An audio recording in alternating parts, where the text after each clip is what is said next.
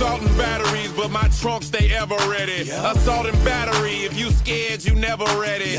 Alright, with WrestleMania season right around the corner, I thought this would be a good video to make just to go down every single WrestleMania that I've been to and almost rank them to the most enjoyable to the least enjoyable. And this isn't going to be a trip review, but it's more my individual experience at the show itself. I know I've done many videos in the past talking about trips and just reviewing them and reminiscing with the people I went on the trip with, but I never really made a video discussing how I actually enjoyed the WrestleMania show itself, being lucky enough to go to 7 of them. I think you'll be surprised how some of them are a lot more, I want to say, polarizing than others. Before I start my list, I'm curious to know what your list is. I've been to 7 WrestleManias live, and I know now that isn't a big number anymore. There's a lot of you who've been to over 10. So let me know what your favorite WrestleMania trip was. And I'm not talking trip-wise, I'm talking show-wise. You know, there's a lot of factors that go into it, but I'm curious to know what your favorite WrestleMania live experience was. So starting off from my least favorite, and it wasn't even a bad thing, but I think with this WrestleMania, I was almost forced to go. I was already 3 years in, so I already went to 27 and 28, and it was an hour and a half flight for me. So if you haven't put it together now, WrestleMania 29 is the last on my list for the least live experience enjoyability. And it was nothing a knock on like the people I went with, but I got used to a certain way of going on these trips. I went on WrestleMania 27, WrestleMania 28 with the same group of people. WrestleMania 29 was with a brand new group of people. We didn't really know each other too well. We were basically spending a week together, and things just didn't mesh as well as I thought. The whole time I remember thinking that I can't wait to go to WrestleMania 30. I remember texting Miguel and Steve in our group chat saying like only 300 and something days left until the next year's WrestleMania. Mind you, WrestleMania 29 hasn't even started yet. We were sitting at the pre-show. I remember it was raining a little bit, and I just didn't really feel all that, excited for the show itself. And the funny thing is, the few things that happened during that WrestleMania was probably one of the most memorable experiences I've had, and that is seeing CM Punk come out to the Cult of Personality. I'm pretty sure that was the first time they ever performed live for him. That was great. We got to see CM Punk versus The Undertaker. I got to see Rock and Cena too. So the show itself was like good, but I think just the vibe of being there with people I wasn't used to being there with wasn't the best. And that's probably one of the main reasons why I would rank this kind of at the bottom of the list, because I do feel like the people you go to WrestleMania with makes the show that much more enjoyable. Next on my list is WrestleMania 32. And another thing, just like WrestleMania 29, it was one of those things where I feel like we were forced to go.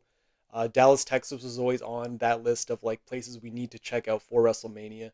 And the thing is, I think all of us weren't in the right place of mind when it came to our personal lives, but we still made the effort, and we still were very excited to hang out again, because at that point we had gone to 27, 28, 29, 30, 31.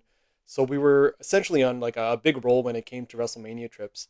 So 32, we went in with a lot of hype, but I think the city itself kind of disappointed. And then to start off the whole show of WrestleMania, I remember getting into the building was a headache, and that'll always go down as the biggest deterrent for me to ever go back to Dallas at the AT&T Stadium. But it was a technical problem, so it was kind of out of our control. But to start off that sort of event to a point where we had to wait outside for almost 2 hours to get into the building. Some people were sunburned, people were passing out, people were tripping over, breaking their teeth on the curb. It wasn't a good time, like just getting into the show. And when you have over 100,000 people getting in, now it's like everyone's making a beeline to their seats because everyone wants to see the opening pyro. You want to see the opening match. The show itself was okay. I mean, it wasn't anything crazy. I'll always remember that WrestleMania being the first time that I actually like jumped out of my seat in excitement.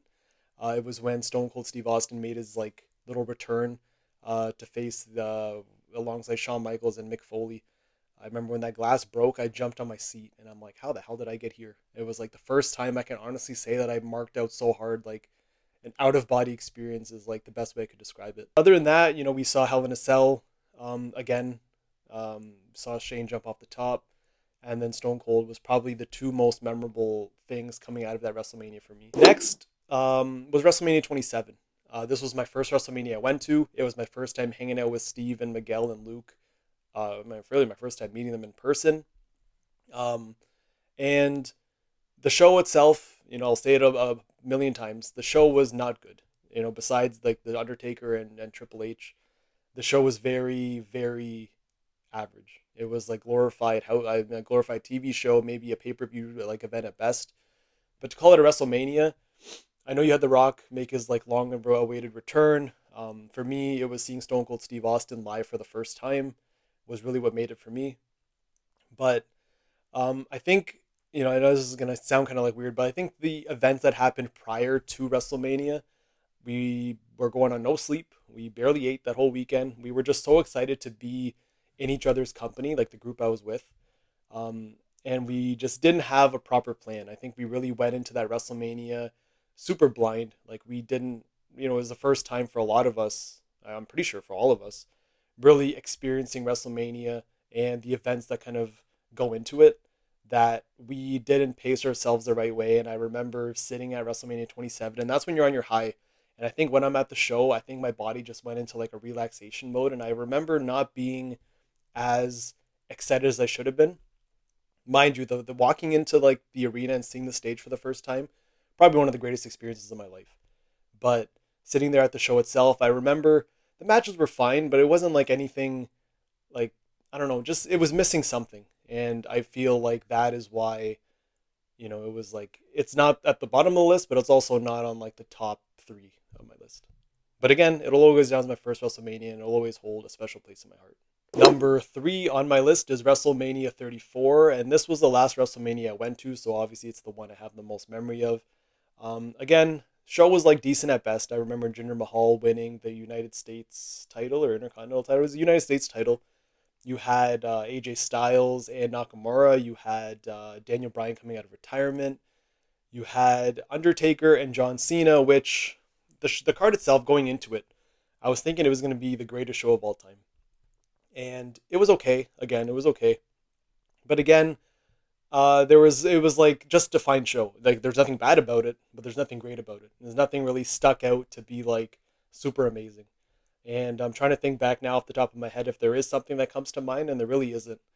And I feel like that's one of the reasons that it is where it's at my list. It wasn't a bad show at all, but again, it wasn't a blow-away show, and the experience itself, again, it was fine. Like again, there was I feel like we'd done it so many times before, and we knew it was probably going to be the last WrestleMania for a while.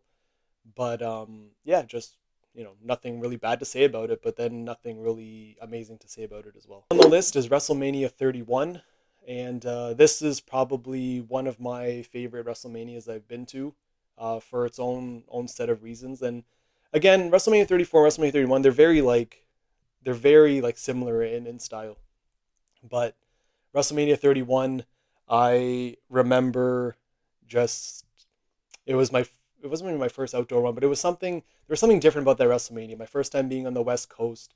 Our seats for that show to me are probably one of the best seats we had, minus like the floor section. Seeing Sting and Triple H was great. You saw the cash in, and I think for this WrestleMania, what really did it for me is the seats we had. It was 100 level risers. We were like so close. It was enough to like not be obstructed by the person in front of you, but also being close enough to see like everything like up close and just an incredible view. Number 2 on my list is WrestleMania 30, and I think this goes pretty easy to say. The show itself was probably one of the greatest WrestleManias of all time. For me, seeing Batista main event WrestleMania was like a huge thing for me. Seeing that whole event based around Daniel Bryan winning the title, which was amazing. You saw the Undertaker streak broken. That was something else. And then you saw the celebration at the end. And yeah, just that WrestleMania, like I feel like will go down as one of the greatest of all time. And and even the opening with well, that was WrestleMania 34, but like just the opening with Daniel Bryan and Triple H, great match to start off. So I feel like this WrestleMania had everything from the pre-show being great to the main event being great and everything in between. And I remember we were all excited to see Daniel Bryan win, and just a great time all around. And then number one, I feel like it was almost a given, WrestleMania 28. To me, my first outdoor WrestleMania, Rock and Cena, uh, Hell in a Cell, end of an era, just right there, to me, the perfect WrestleMania.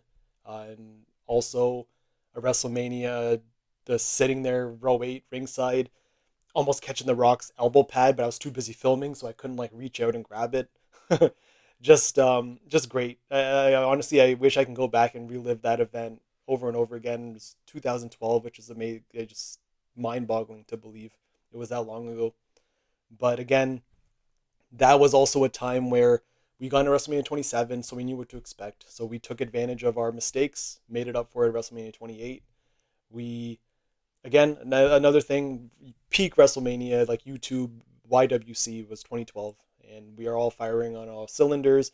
Videos were going. Everyone came out to that WrestleMania as well. I feel like after seeing our vlogs for 27, 28 was really something that people had, they wanted to be there. And I think that was probably one of the biggest.